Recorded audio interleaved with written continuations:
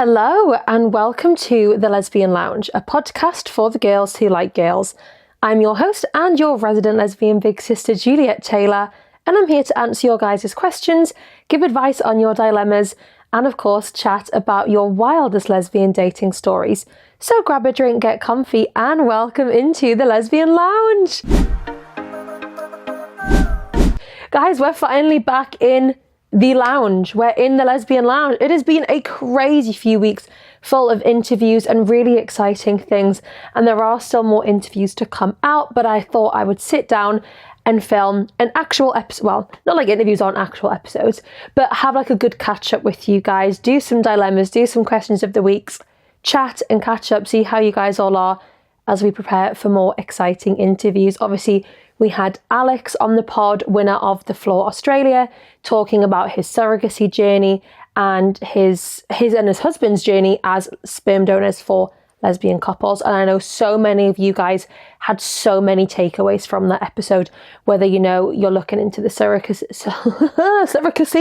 surrogacy journey yourselves or looking to get a sperm donor. Super helpful stuff. So shout out Alex. And then last week we had the lovely Amy on talking all about the BBC's axing of I Kissed a Girl, why the show's still important, why Pride's still so important. And again, another amazing episode where I'm sure we all learned so much. I have some huge episodes and guests in the works, already filmed, just waiting for the go ahead to pop them out there. But let's just say, if you've been watching I Kissed a Girl, you're going to want to stick around for my upcoming guests. That's all I'm going to say. Insane, right? Next week, I have a really exciting guest for you, a returning guest to the Lesbian Lounge, but I'm not going to be here. I'm leaving you in the very capable hands of Lucy. She is going to do a Lesbian Lounge takeover because I'm going to Florida, and she said, babe, I don't want you to not have an episode to post. Can I do a takeover whilst you're away? And I said, hell yeah, you can. Saves me having to pre-film something. So next week's episode, you're going to have my gorgeous fiance Lucy sitting here in the Lesbian Lounge. So show her some love. I tell you what though, I'll be fuming if that episode gets like more downloads and likes and shares than my normal episodes get. So don't give her too much love. No, I'm kidding. Give her all the love. She's really excited. Send in your dilemmas if you want her to give some advice on your dilemmas. Maybe something, you know, you want like a mask's perspective on, as she's a gorgeous mask lesbian, so she can help you out. She's really excited for that. So give us some love next week. And then after next week, we have some other insane guests coming on. Obviously, if you've been watching I Kissed a Girl, you're going to enjoy it. Speaking of I Kissed a Girl, have we all been loving it? I know I have. Lucy and I have been doing our little reactions on TikTok. Some crazy scenes going down. Like, the standouts in my head is Ebony and Imogen's fight. Like, madness. Like, if you're going to crack on with other girls or even get to know them, I'm done, I'm going. And then as soon as Pippa walks in, I knew as soon as I saw Pippa, they are going to turn heads. Pippa is going to turn heads. And of course, Imogen's head was turned, and it's a different story now. Imogen wants to go get to know Pippa, and Ebony's like, but I can't get to know Kaylee. Another standout for me is Renee really stepping into her like feminine era with like maybe the outfit she's wearing, and also the fact that she's coupling up with, she's coupled up with Ashley, right? They had the kiss off. Spoilers.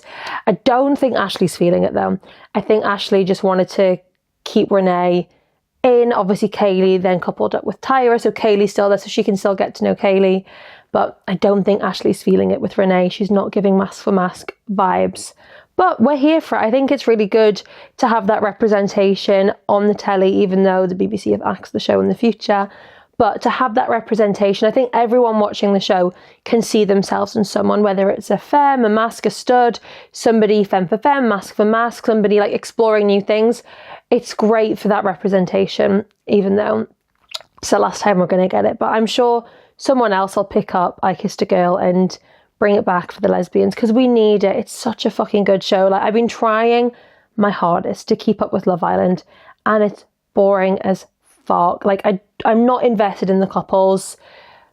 It's just crap. Like, not even the drama's good. Like, there's so much drama, but it's all like oh my god, you did that. Like, it's not even good drama. It's rubbish. I'm not here for it, but I am here for I Kissed a Girl. So we need more I Kissed a Girl. And hey, if it's too expensive to have Danny Minogue be the host, I'll do it. Me and Amy Spalding, I've seen people say she should do it. Why don't we tag team it? The Lesbian Lounge, Amy Spalding, let's do it. I Kissed a Girl hosts. Tell me a better combo. I can't wait for that. Let's do it, BBC. Shout out. Thanks. So, what else do I have to update you guys on? I feel like life has just been crazy busy with all my interviews and prep for going to Florida. Wedding plans, we have none. We have literally not even decided a venue, a date, a year, any of those sorts of things. But fiance life is going well. I'm still obsessed with my ring, guys. Also, I broke a nail. It's the first time I've ever broken a nail. These are my real nails, my biab nails, ASMR with them. But I broke one, so that's really sad ASMR because it's like more than half, maybe half gone. Really sad about it. Yeah, I broke my first nail, so I need to get that sorted before I go to Florida. You know, we don't have wedding plans. It's just, we're just vibing, enjoying fiance life. I think when I'm back from Florida, we're going to sit down properly and try and decide a year, a time of year, and a location, and then we can start actually going like venue shopping. There's so much dress shopping, there's shoes we'll need. I know who I'll have doing my hair and makeup, but there's so much to sort. So we do need to get on it, but again, there's no rush. I feel like I don't want to put pressure on like finding the right venue straight away or anything like that. I just want to enjoy being a fiance and enjoy planning a wedding. I don't want it to become stressful or feel like a chore. So I'll get Florida out of the way, and then yeah, we'll go full steam ahead into wedding planning. Can't wait. So without further ado, let's jump straight on into this week's episode. So this week's question of the week is, tell me about an awkward encounter with your ex or your partner's ex. So it could be like a time you bumped into your own ex or a time you've bumped into your partner's ex. Are we ready? Are we steady? Here we go. I'm scared. I feel like they're going to be crazy. Okay. My girlfriend's ex-girlfriend stood on my toe in a nightclub. We were both wearing heels. Ooh, ow. So she's like stepped, if say you've got open toe heels on, with the heel of hers, she stepped on your toes. Fuck me, that's got to kill. And that's just given petty behaviour. She then pulled my hair and got all of her friends to block the bathroom so I couldn't go to the toilet. I would have just pulled my pants down and weed on them. Weirdos. Total mean girl vibes, for sure. Bearing in mind, they had been split up for 6 months before I'd even got with my girlfriend, and this happened a good year after we'd been together. Okay, like, it's giving petty, isn't it? Like, why are you so pressed? Like, if you wanted her that bad, you would have fought for it and you wouldn't have broke up. But clearly, she wants me. Sorry that I'm fitter than you. Don't be bitter because I'm fitter. Because I'm fitter. Well, hasn't it hit her? He doesn't want to bang you. Somebody hang you. Name the musical theatre kids go. 6, Don't Lose Your Head by Anne Boleyn. Yeah, it's just giving petty vibes, isn't it? Like, clearly she's still not over the fact that her girlfriend left her for someone prettier, and all she can do is get her friends to like block the toilet door. Like, embarrassing. Crazy.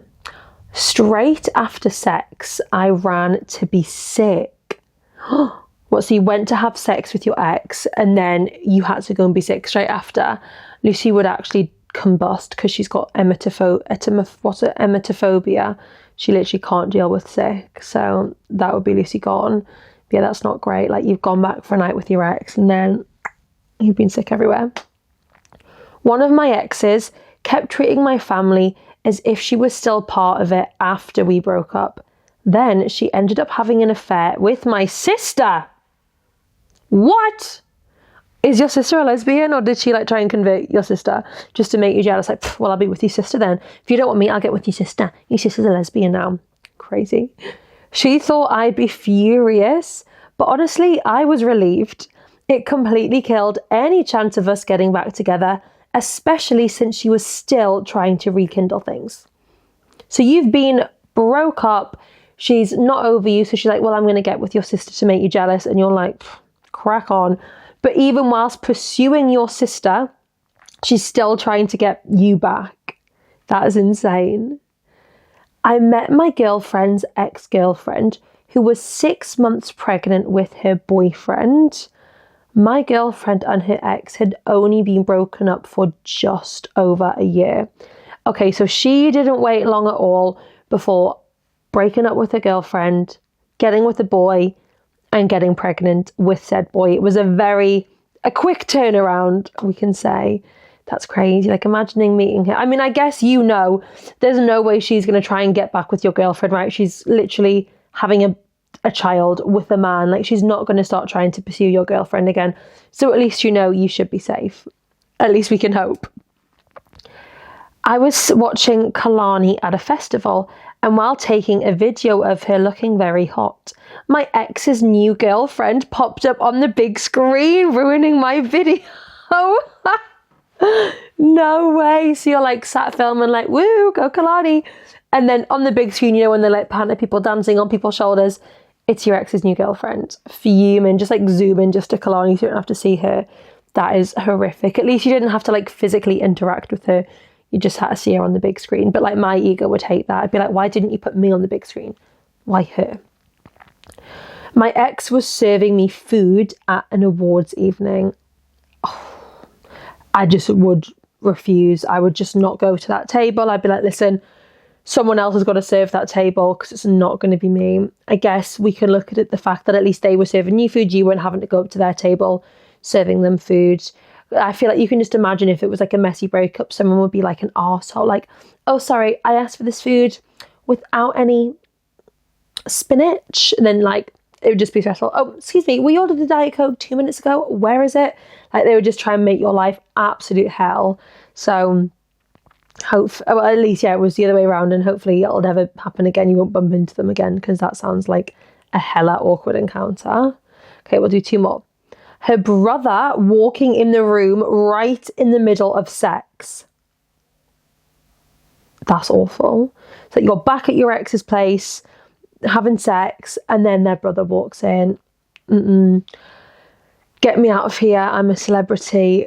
Let's fucking get out. Stress. They had a nosebleed on top of me. Oh, stress. Like, during sex again? Or was it just like you saw them out in public and they started nosebleeding? Crazy. I think I'm quite lucky. Obviously, my ex lives far away. And I mean, Lucy's exes live like locally-ish, I think, but I've never bumped into any of them. And I think if I did, like, I know I'll like pretend to be petty on the podcast, like, I mean, only because they try like troll the podcast, but like, I would never stand on someone's toe with the heel. And like, I feel like that just comes across as petty, right? Like, you just need to be the bigger person, rise above it, and remember who your girlfriend chose to be with, right? They chose to be with you, not the ex, so you have the advantage. Okay, moving into your guys' confessions and dilemmas, and we have had a Lesbian Lounge proposal. Woo! Not my proposal. Somebody else got proposed. So we have the dilemma, but it worked out. We have the update straight after. So I'll give you the dilemma, but we can read this dilemma in peace because we know the proposal happened and it went well. So I just listened to the episode of your engagement, and OMG, I am so happy for you. Congratulations. Thank you. I actually plan on proposing to my girlfriend on June 13th, so pretty soon. We've known each other since the end of July 2024, made it official September 2024, and I moved in with her then. We've now been living together since October 2025. So we're now at 1 year and 9 months. Do you think that is a good enough time frame for a proposal and not too soon or too late? I just replied to this being like, oh my God, not too soon, not too late. Go for it. Good luck. Let us know how it goes. So Marissa and Lindsay, shout out. They got engaged. They are from the US. They got engaged at a secret spot in Botanica. Looked like a gorgeous proposal. So happy for them. Can I come to the wedding? I'm so excited for you guys. Congrats, everyone. Give them a clap and some love hearts. We love love. We love lesbian love. Congrats, guys. Okay, moving on. Hi, Juliet. I'm a 21-year-old lesbian who's been dating my 30-year-old girlfriend for about 8 months. Things have mostly been great, but there's one major issue that's making me question our long-term compatibility. Around 3 months in, she told me about a big kink/fetish of hers. She gets extremely turned on by watching her partner have sex with other women. Okay, so she would get turned on by watching you and another woman have sex. Does she be like in the room and is like not allowed to get involved? Can she get involved? I'm intrigued. On numerous occasions, she has described how in her previous relationship, she would regularly find women for her ex-girlfriend to hook up with. So she's seeking out the woman as well. It's not like you're finding woman going, oh, can I sleep with this woman? She's like, I found you a woman to sleep with. She loved watching them go down on each other, use toys and have strap-on sex while she sat back and watched. Okay, so she's not even trying to get involved.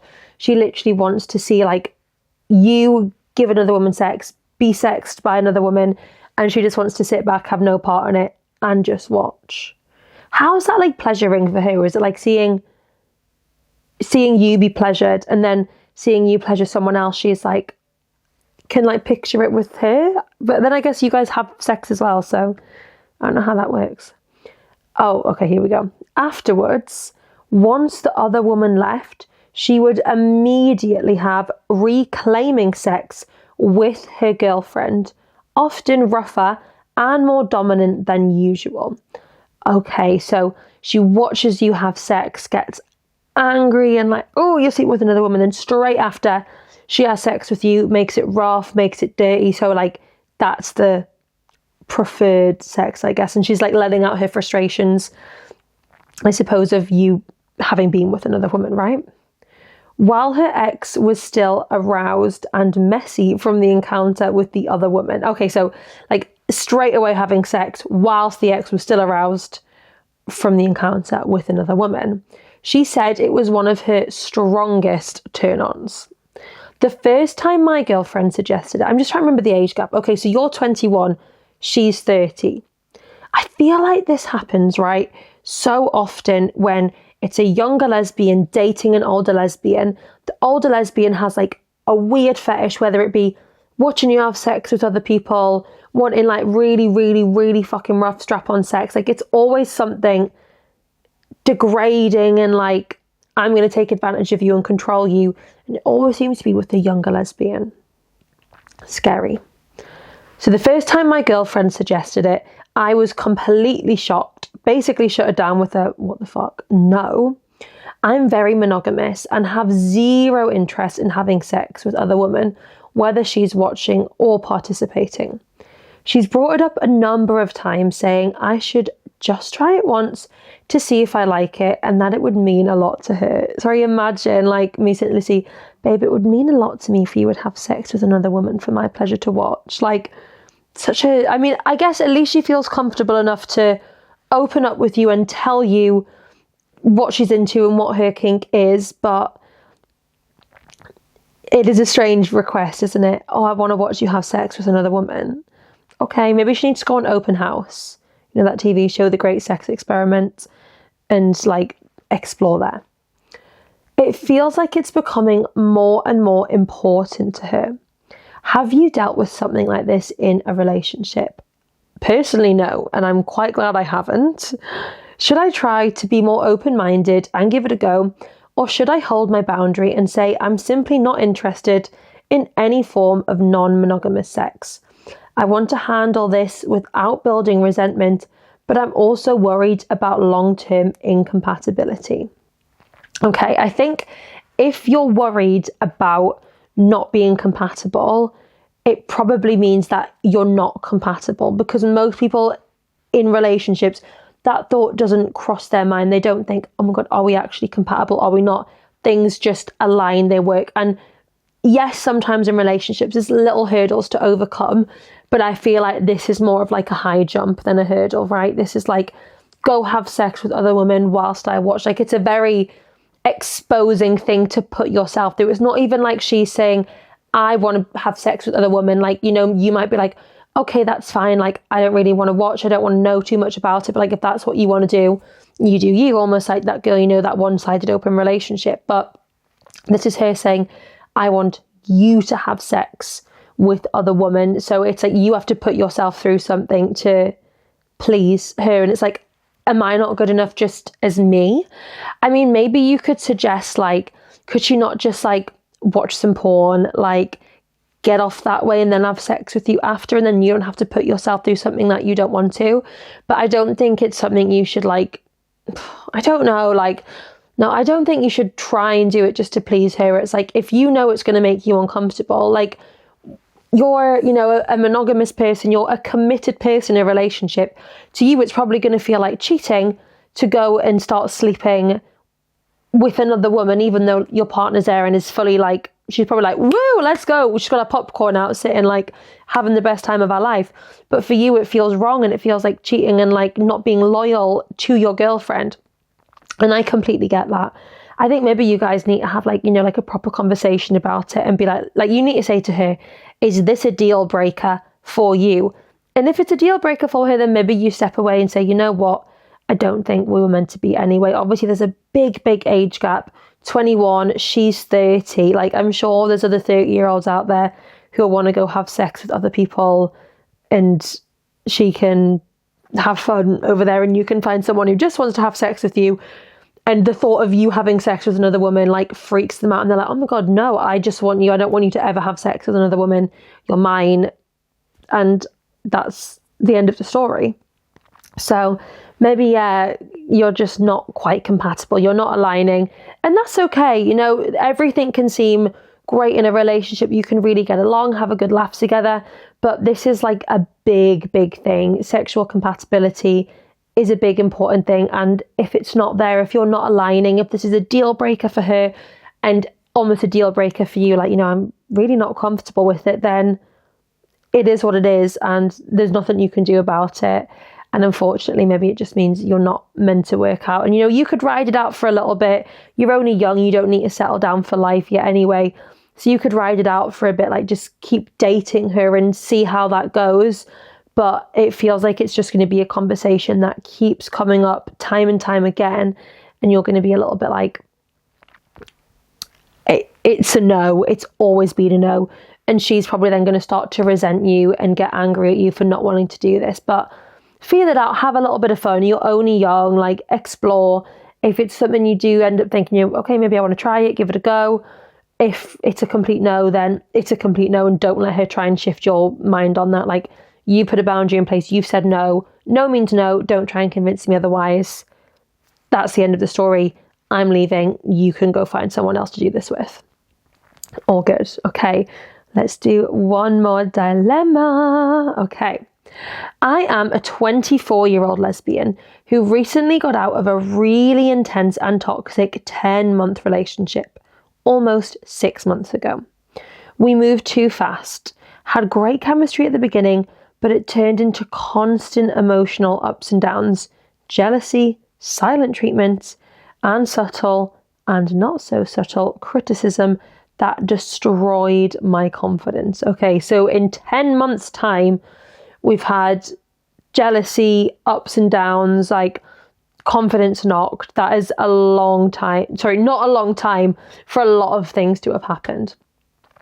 She would love bomb me one week and then pick apart my appearance, my lesbianness, or how I was in bed next. Okay, so like 1 week, she's like, oh my God, you're so beautiful. I love you. All this good stuff that you want to hear. And then pick apart your appearance. Why are you with me then if you think I'm ugly? Weird. My lesbianness. So maybe I'm assuming you're quite feminine, and she's like, you don't look lesbian enough. That's strange. And then how you were in bed next. Like, that's just rude. Like, fair enough. Like, give me guide me in the direction you want me to go in, but don't just tell me I'm shit in bed. Like, why are you dating me then, literally? I stayed longer than I should have, constantly trying to prove I was enough. Yeah, I get that, but I'm glad you're out now. Now that it's over, my self-esteem is completely shattered, and the idea of dating again terrifies me. So how do you rebuild self-worth after a bad relationship? And when do you know you're ready to date again? Okay, I think the solution here, we need to get ourselves out and about without there being like labels on it. We need to have a few one night stands, just to like get back in the bedroom, boost our confidence, like have a few drunken one night stands where like, there's no pressure on the sex being amazing, and it's like just doing it, putting yourself out there again. Like, get yourself all dressed up one night, wear your favourite dress, your favourite pair of heels, go get your hair and makeup done, treat yourself, and like let a woman come and give you those compliments. So it's like, okay, people actually think I'm pretty. Like, get those compliments and just get your self-worth boosting up again, because I can sit here and tell you that you're gorgeous, but I feel like it's going to be different when it comes from people like seeing you in person, like coming up to you. But we all think you're gorgeous and beautiful, don't we, listeners? They all said yeah. So don't let one person's opinion as well completely send you off the rails and like, oh my God, I'm ugly, I'm shit in bed, because that's not the case. That's their opinion, and it's probably not even an opinion. It's not even factual, not even like, it's not relevant to us, right? This person was toxic. They were a shit girlfriend. We were too good for them anyway. And maybe that's what it was. She knew that you were too good for her and knew that you would end up leaving. So she thought, okay, if I shatter her confidence, make her feel like shit, and then love bomb her the next week, she'll end up staying, because she's literally trapping you in this like toxic environment. So I'm really glad that you managed to break out of it, stand on business, like just put yourself out there now. Get dressed up, go out, like go to a gay bar, go wherever you want to go, a lesbian event, whatever it is, and just like let yourself be complimented. Like, and also don't just rely on other people to validate you. Like, look at yourself in the mirror and be like, I'm fucking sexy. Like, don't let someone else tell you that you're good in bed, that you're beautiful or not. Like, you know it. You know you're beautiful. You know you're good in bed. Like, this weird girl's telling me I'm shit in bed. Literally, no, I'm not. Put yourself out there. Go have a few one night stands. Like, get yourself back out there. And maybe when you start, almost building your trust and building your confidence up around women again, you might feel like, okay, I think I could go back into a relationship. But there's no rush to go into a relationship, right? You can just enjoy your time being single and dating around, boosting your confidence back up. And then once you feel like, I feel like myself again, my confidence is back, maybe then you start exploring dating, going on dates, seeing the same person time and time again, and then it blossoms into a relationship. And I think maybe don't jump into a relationship straight away. Don't get love bombed into jumping into a relationship and being trapped by that person again. Like, make sure you really trust the person, they've got good intentions with you. Like, get your friends and family to meet them before you're official, so they can give you like an opinion, like, oh, I don't think she's quite right for you, and like take that on board, see how they react to this person, and just make sure you're putting yourself first. Like, don't dim your light to let someone else's light shine, like, because she probably got such a kick out of making you feel shit, and then you're like, do you think I'm beautiful, do you still love me? And then she's like, oh my God, like, love bomb, love bomb, love bomb, like, and then the next week tearing your confidence down again. Like, it's a horrible cycle to have been in, but just be proud that you've got out from the other side. The grass is definitely greener now. Go have some fun, and then when you feel ready to date again, just take it nice and slow, and make sure you're with someone that's going to boost your confidence and understand, right? Like, maybe you can even say to them, listen, I've been through a really shitty time. My confidence was severely knocked. And then that person hopefully will understand that, you're going to want those extra little compliments and things like that. So they're going to be able to put you first and make sure you feel good and confident and gorgeous, which are all things that you are. And we all love you. Okay, guys, I am going to wrap up this week's episode here. Thank you all so much for listening to another episode of the Lesbian Lounge. Make sure to follow us on Instagram and TikTok at thelesbianlounge.podcast. You can send your dilemmas, confessions, questions and stories to our anonymous Google form, which will be linked in the description of this episode. Make sure you're subscribed on YouTube And I'll speak to you all next Thursday for a brand new episode. Love you all so much. Bye.